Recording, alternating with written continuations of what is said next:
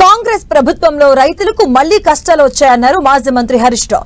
రేవంత్ సర్కార్ రైతుల్ని మోసం చేస్తుందన్నారు. ఇక సింగూరు నీటి విడుదలపై ప్రభుత్వం క్లారిటీ ఇవ్వాలని ఆయన డిమాండ్ చేశారు. ప్రాజెక్టు మరమ్మతుల పేరుతో నీటిని పూర్తిగా ఖాళీ చేశారని మండిపడ్డారు. ఇక మరోవైపు సాగు భూములకే రైతులు భరోసా డబ్బులు ఇస్తే తోటలు వేసిన రైతుల పరిస్థితి ఏంటి అంటూ నిలదీశారు హరీష్ రావు. ఇవాళ సింగూరు ప్రాజెక్టును మొత్తం కూడా ప్రభుత్వం ఖాళీ చేసింది. ప్రభుత్వం సకాలంలో చర్యలు తీసుకోకపోవడం వల్ల సింగూరు మరమ్మతు పోయిన వేసవి కాలంలో చేసి ఉంటే ఇవాళ యాసంగి పంటలో రైతులకు ఇబ్బంది ఉండేది కాదు. మరి ఇప్పుడు కూడా సింగూరులో దాదాపు 15 టీఎంసీల నీళ్లు ఉన్నాయి. యాసంగి పంటను కాపాడుతూ కూడా సింగూరు ప్రాజెక్టును మరమ్మతు చేయడానికి అవకాశం ఉంది. కానీ ప్రభుత్వానికి చిత్తశుద్ధి లేదు. ఇవాళ రైతుల్ని చాలా కన్ఫ్యూజన్లో పెడతా ఉన్నారు. కానీ ఇలా కాంగ్రెస్ వచ్చింది, మళ్ళీ కష్టాలు మొదలైనాయి. నేను ఇప్పుడు రాంగా చూసుకుంటూ వచ్చిన కొల్చారంలో, ముంబాజ్పల్లిలో అన్ని బోరుబండ్లు కనబడుతున్నాయి. గతంలో అసలు బోరుబండి అనేది కేసీఆర్ గారి హయాంలో మాయమైంది. యాసంగికి నీళ్లు వస్తాయా రావా అని మా పాపన్నపేట రైతులు, మా హవేలీ గన్పూర్ రైతులు, మా కొల్చారం రైతులు బోర్లు వేసుకుంటా ఉన్నారు. అంటే మళ్ళీ అప్పుల పాలవుతున్నారు రైతుల పరిస్థితి. అంటే మార్పు తెస్తాం అంటే మళ్ళీ ఏం మార్పు తెచ్చిండ్రు? పాత రోజులు తెచ్చిండ్రు. మళ్ళా బోర్ల చుట్టూ రైతులు మళ్ళీ అప్పుల పాలయ్యేటువంటి పరిస్థితి తెస్తా ఉన్నారు.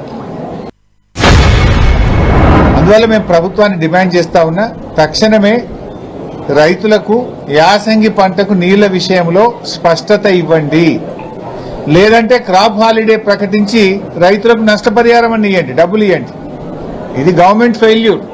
అయితే నీళ్లు ఇవ్వండి, నీళ్లు ఇవ్వకపోతే నీళ్లు ఇవ్వలేకపోతున్నామని ప్రజలకు, రైతులకు స్పష్టత ఇచ్చి ఎకరానికి ఎంత ఇవ్వాలనో రైతులకు డబ్బులైనా ఇచ్చి రైతులను ఆదుకోండి. కన్ఫ్యూజన్ లో ఏమైందంటే టైం పోతున్నది.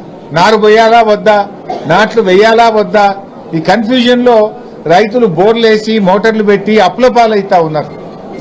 తక్షణమే సింగూరు జలాల విషయంలో రైతులకు స్పష్టత ఇవ్వాలని, సాగునీటిని విడుదల చేసి రైతాంగానికి 3 విడతల్లో నీళ్లిచ్చి యాసంగి పంటకు సాగునీరు అందించాలని డిమాండ్ చేస్తున్నారు. ఇలా రుణమాఫీ విషయంలో రైతుల్ని మోసం చేసినారు. రైతు బంధు విషయంలో రైతుల్ని మోసం చేసినారు. బోనస్ విషయంలో రైతుల్ని మోసం చేసినారు. ఎరువుల సరఫరాలో ఫెయిల్ అయిపోయినారు. విత్తనాల సరఫరాలో ఫెయిల్ అయినారు.